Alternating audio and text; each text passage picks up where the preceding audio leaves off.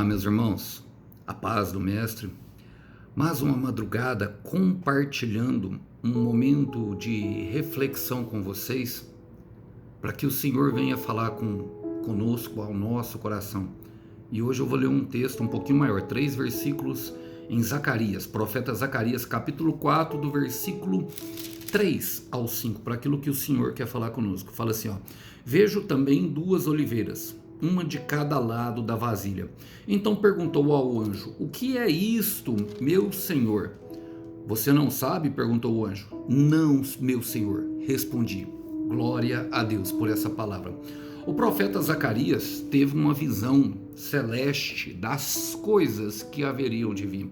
E se tem algo que Deus ama nos falar, irmão, é sobre o nosso futuro, sobre aquilo que vai acontecer, aquilo que nós chamamos de promessa. Se Deus lhe mostrou o futuro, meu irmão, se Deus lhe mostrou o futuro, minha irmã, em visão, em sonho, em revelação por meio da sua palavra, saiba de uma coisa: primeiro, Deus tem um propósito com a sua vida. E mesmo que ele não tenha falado, saiba que Deus ainda assim tem um propósito com a sua vida. Em Jó capítulo 33, versículo 14, diz que Deus fala e fala o tempo inteiro, mas nós, homens, não o percebemos. E foi o caso do profeta Zacarias, profeta renomado, profeta que tinha visões espirituais, que estava vendo um anjo. Então não é vergonha nenhuma, irmão. Não é vergonha nenhuma, minha irmã, não tem entendimento daquilo que Deus está falando conosco. E o que ele viu? Ele viu um candelabro de ouro. O ouro representa a pureza de Deus e a revelação da vontade de Deus. O ouro na Arca da Aliança representava justamente isso, ele tem essa tipologia. E esse candelabro, ele tinha 2 pontas, que representam as 2 unções, que nós encontramos ela no Senhor Jesus Cristo, a de sacerdote e rei. Apocalipse 1,16 diz que todos nós somos reis e sacerdotes. E muitas pessoas ficam num estado de passividade, enquanto já deveriam estar num estado de atividade, levantando-se no Espírito para viver um propósito maravilhoso que Deus tem, justamente por não compreender. E aqui nós aprendemos com o profeta Zacarias, porque então perguntei ao anjo: o que é isso, meu senhor? Quantas pessoas ficam com medo? Nós vemos em Lucas 9 os discípulos que não entendiam o Senhor Jesus apontando para a cruz e falando porque tinham medo de perguntar. Quantas vezes nós nos encontramos nessa situação? Achamos que devemos apresentar diante de Deus uma atitude espiritual de compreensão e entendimento quando, meu irmão, minha irmã, a mente de Deus, ela é totalmente superior a nós. Irmãos, quantas vezes eu fiquei perguntando ao Senhor sobre sonhos que eu não compreendia, para não ficar à mercê de uma revelação, de uma vontade humana ou de um fermento humano. Ou porque aí, se ele deu um sonho, irmão, se ele deu um sonho, minha irmã, se ele te deu uma visão, meu irmão, se ele te deu uma visão, uma revelação, é porque ele está louco para ter intimidade com você. E aí o anjo pergunta para ele: você não sabe? Perguntou o anjo. Ele fala: não, meu senhor, respondi. Então o anjo deu a revelação para ele. Por quê? Porque é interesse de Deus que nós venhamos a ter esse tipo de relação sincera e de dependência, para que não venhamos a cometer besteira.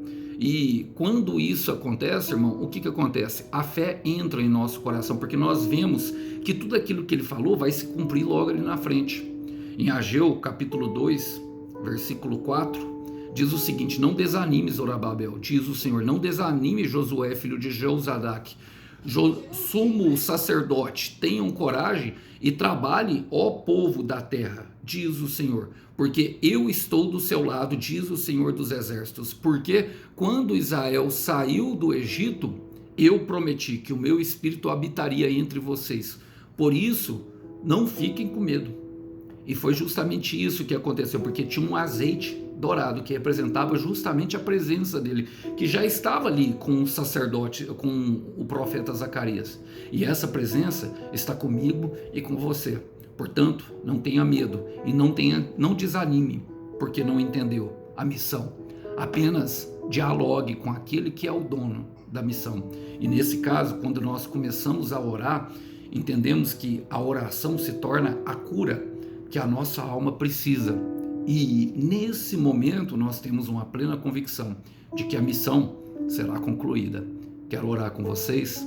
Senhor, eu coloco meu irmão e a minha irmã diante de Ti, Pai, num firme propósito. Queremos, Pai, ser abençoados com a Tua presença. O Senhor já prometeu para nós que o Senhor nos fez reis e sacerdotes. Isso quer dizer que nós temos o governo da nossa vida e que nós temos acesso ao trono da graça para, no tempo oportuno, entrarmos em contato com o Senhor sobre coisas espirituais que não compreendemos, ou até mesmo para um pedido de perdão, ou até mesmo para o Senhor desenrolar conosco sobre o nosso propósito.